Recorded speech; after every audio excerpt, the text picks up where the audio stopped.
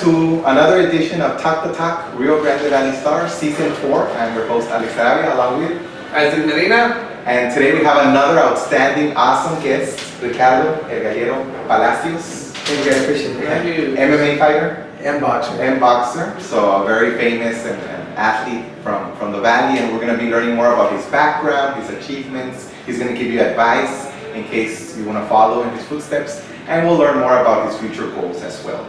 So first, tell us about you, like what city you're from, how old you are, anything you want to share about your life. I'm from Mission, Texas. I was born and raised.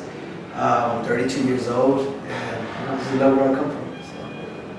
So you're an MMA fighter and boxer. So you do both. Yes. So be careful. Yeah, so be careful. Don't start a fight. So where did El Gallero come from? Well, back in the day, I grew up in the sport when it was legal, fighting roosters. Okay. So pretty much, roosters fight. You know, it's their pride. They're born to fight. They don't have to train or do anything. So it's just the heart of a rooster, pretty much the meaning behind it. Just fight, give all out every fight. So do you use that name for both sports? Yes, that's my name. That's what I'm known here in the Valley and all over the United States. Which sport came first? MMA. MMA. How old were you, or how long ago? I started when I was 23 years old. And how old are you now? I'm 32. Almost 10 years. Yeah, I did no sports in high school. I played no sports. I was one of those guys that just, lived life and, What inspired you to get into this? A lot of street fighting, and I got arrested a few times, and I just put it into play. I said, you know what? Let me see what I got. Put it into sport, and I've accomplished so much already with it. So, and then the boxing, how long has that been going on? I think boxing about 6 years. 6, 7 years, something like that. Do you have a favorite sport out of those two, or equal love? I train boxing year round, but I get paid more than MMA. So. Wow. So what was that? I mean, what started you off? You said you started in the streets, but like what drove you to just turn this into a sport? I was obese. I was 200 pounds. So I just felt unhealthy. Never did sports. I mean, I got a lot of street fights. I'm an adrenaline junkie as well, so I love the rush. So got into sports, fell in love with the workouts, fell in love with how I was looking, and I was naturally really good. So I just pushed the bucket list in the beginning, like let me get one MMA fight, let me get an occasion, let me figure out what it is, how it feels, and ever since that fight I fell in love with it, made it a goal to do it again, or in the bucket list, made it another goal, and then made it to become a champion and then do it professionally, and that's where I'm at now. What's your record on both sports? I'm 11-2 as an MMA fighter with 6 knockouts, and I'm 3-0, 4-0, and 1 draw as a boxer. Impressive. Awesome. Congratulations. Yeah, very, very impressive. Now, do you have any mentors, coaches that help guide you, coach you along the way? Man, I've had people guide me from all over. I take advice from everybody because you meet somebody and they give you some advice. It's like it's a saying like in boxing or in MMA, you never stop learning. So I'm gonna meet somebody else and they have a different view of the sport and of life, and then meet somebody else.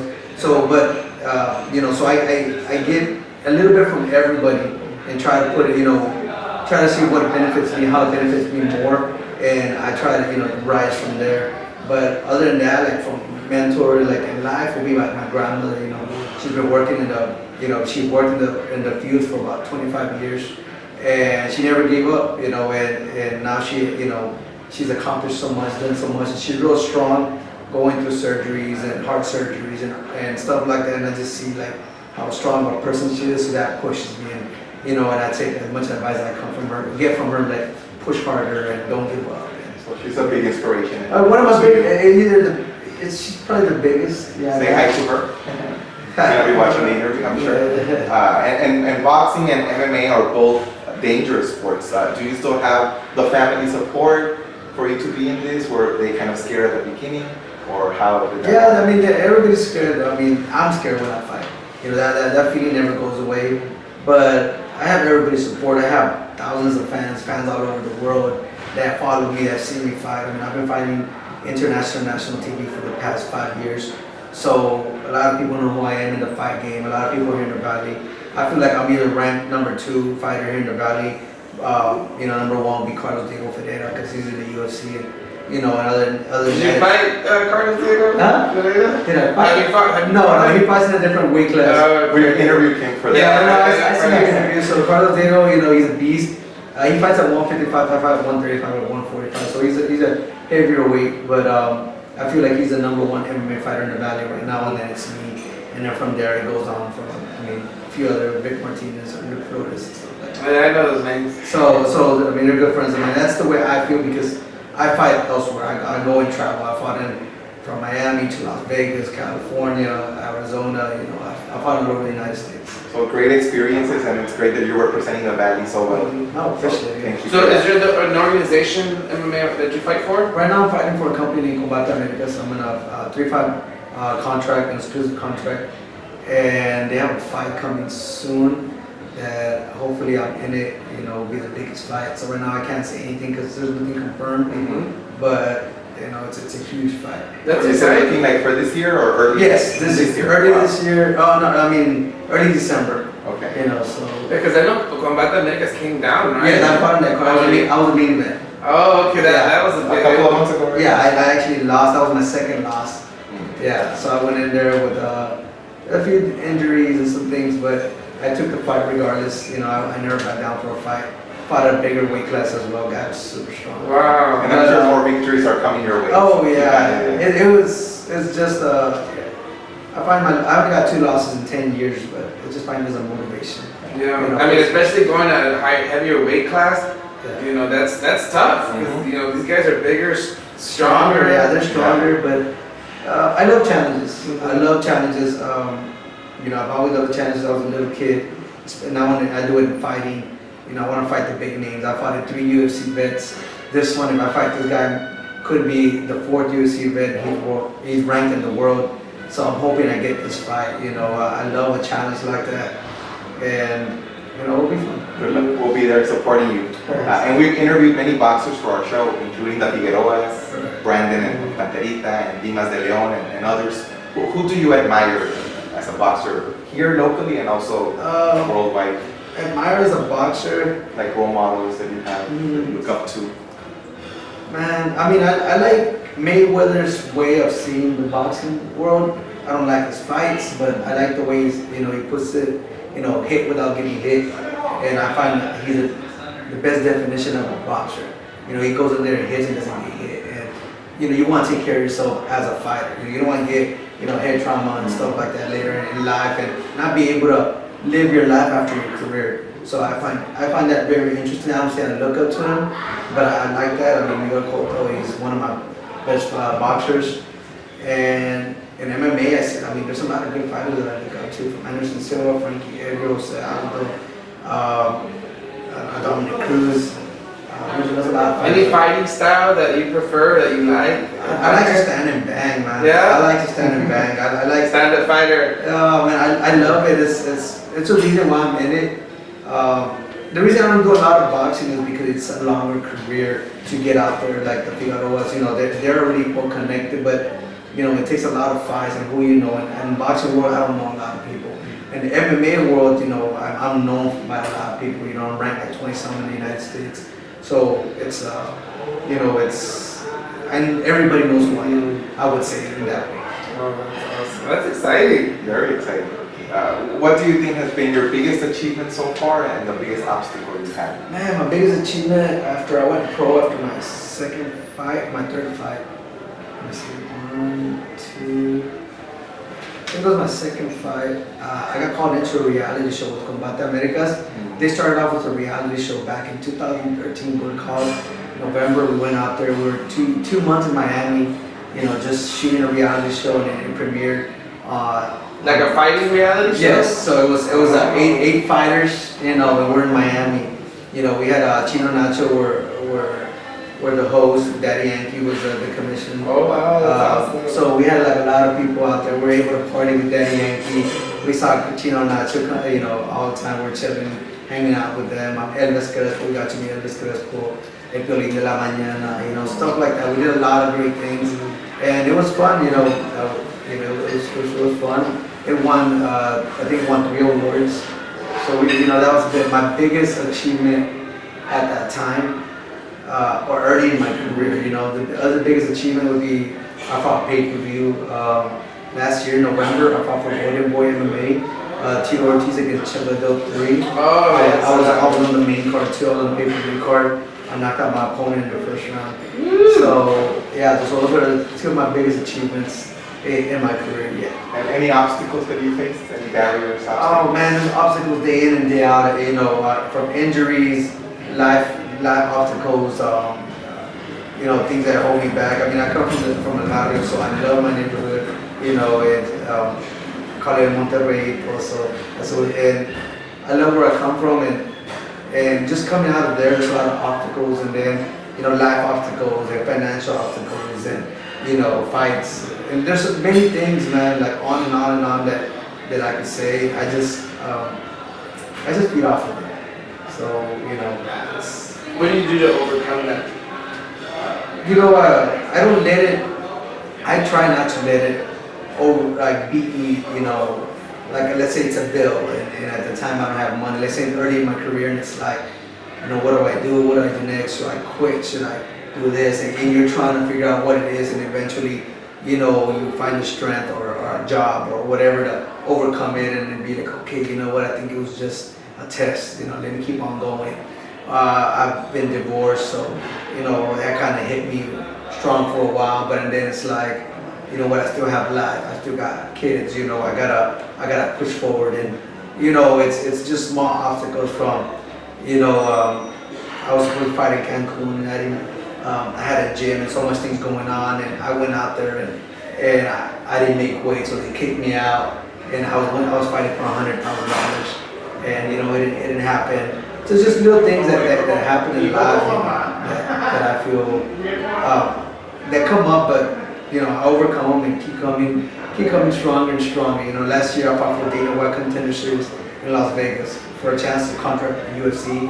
I beat the guy, didn't get the contract. A few months later, fought for Golden Boy MMA pay-per-view, knocked out the guy. You know, and now I'm fighting on a big card, hopefully pay-per-view, and it'll be, you know, soon. It's already out there, but I don't know if I'm on the card yet. Yeah. And that's the attitude, not giving up and not dwelling on those negative experiences, looking forward for better opportunities. All the time, man, all the time. You believe in yourself and you believe in what you're doing and believe in your craft, you know, push forward. Like, you know, there's no giving up. I've been thinking about giving up many times because I'm 32 years old, I have a family, and the thing is, you know, the sport at any day it could stop, get hurt, finish, contract's over, nobody wants to pick you up, and now what am I gonna do with my life? You know, we always get those thoughts like, if this is over, what do I do next? Yeah. So what I'm trying to do is feed off of that and be like, okay, do this career, but open up other doors. So I just started my own MMA promotion.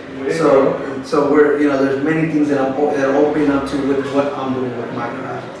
Awesome. Like you create all these other avenues for yourself, not just focus on one thing, but one door will lead to another and just kind of expand out. Of course, so like a mind of an entrepreneur. People call me an entrepreneur. You know, I've had gyms and I have a food truck. I had to close them down to pursue my career because I know later on in life my needs are really established. So fighting is giving me those doors, but maybe it's not the right time yet. You know, so I got to pursue my career more and then open those doors again. So, you know, I've never given up. My mind's always business and work, and I love it. And that's great that you're preparing for the future and planning ahead.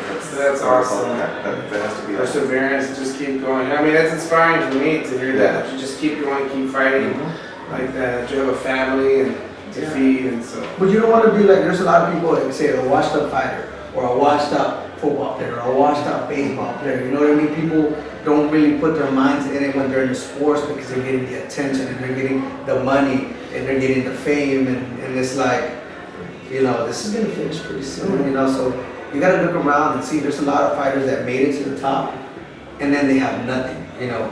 Fighters that work at other people's gyms, fighters that open gyms but they're not that successful, that when they had thousands of dollars they could have opened other things, you know, help people in a different way or help their family in a different way, and they don't do it. And when it hits you hard, that's when they start thinking like, man, I should have done it. Man, why didn't I do it? So you gotta prepare yourself now because, like I said, it finishes soon. Like any sport, any career, you know, from acting, modeling. You know, there's a lot of actors that now they don't have the financial money or the financial means that they had or things like that. So now they're struggling, working normal jobs. So speaking of the future, what are your future goals? Right now, being a world champion is one of them.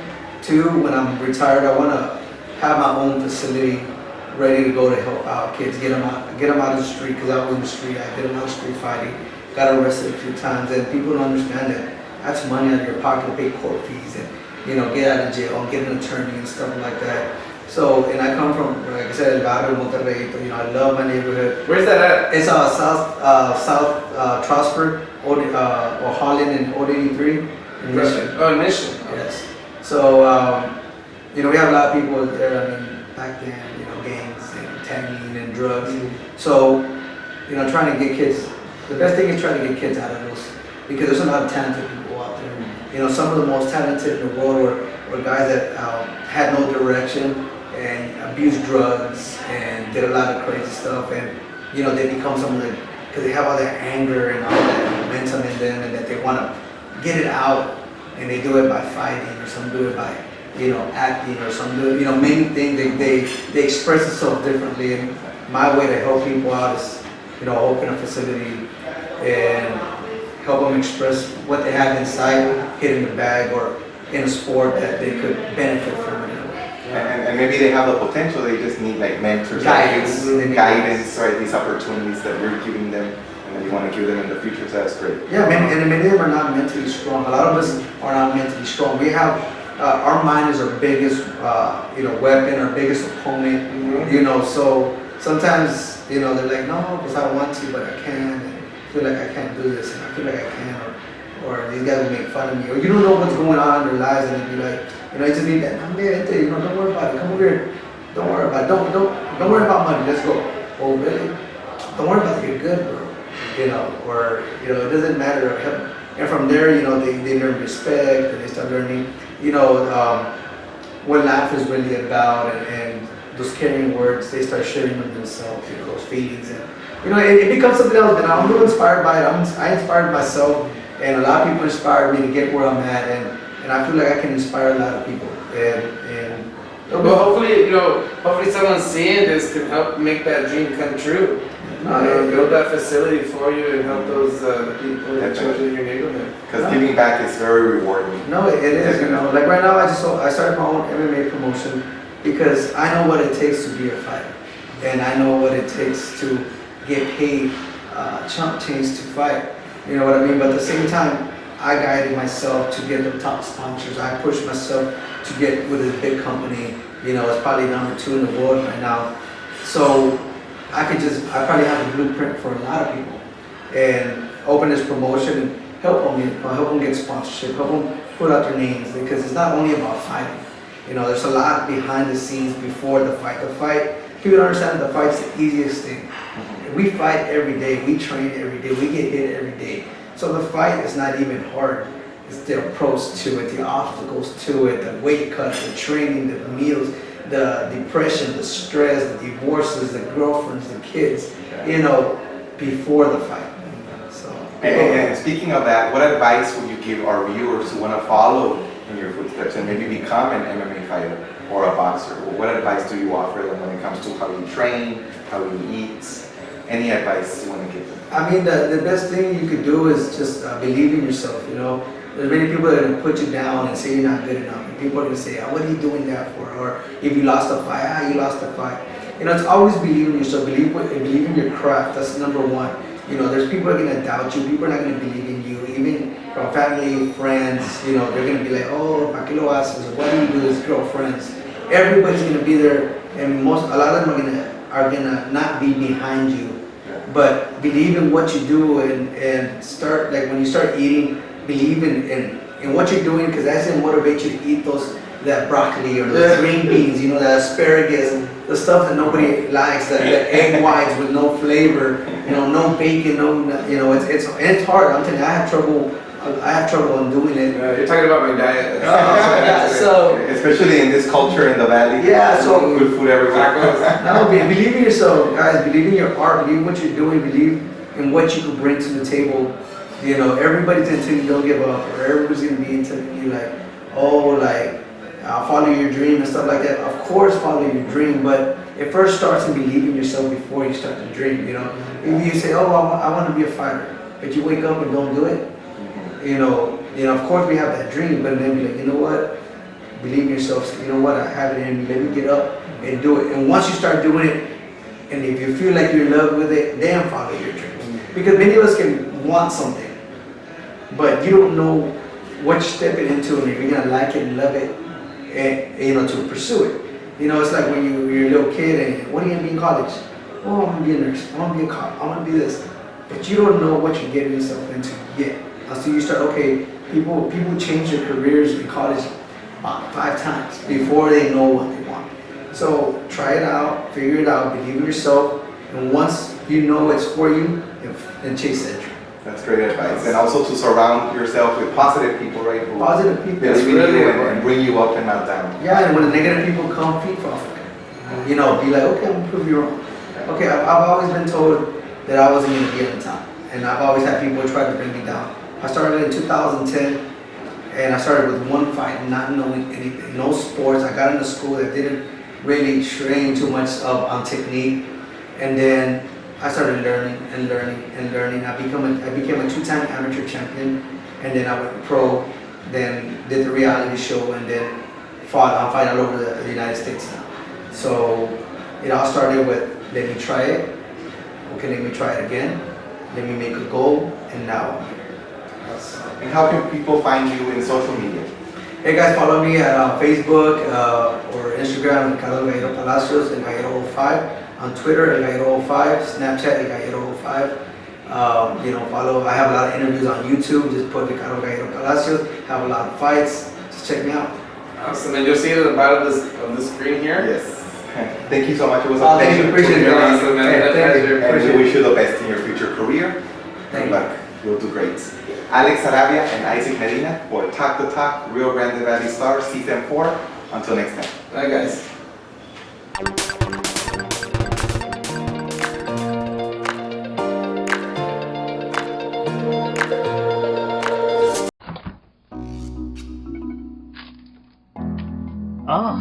There's nothing to eat. Why don't we just order pizza? Pizza sounds good, but I'm tired of the same old taste. I need something new. I got it. What? We ordered some Armando's pizza. What's that? It's a pizza shop. They got authentic New York style pizza, freshly made to order, with a taste that's unmatched in the valley. That does sound different. But what about the price? I'm sure it must be expensive. They have daily lunch specials with prices that can't be beat. And with your student ID, you can get a 10% off discount onto your order.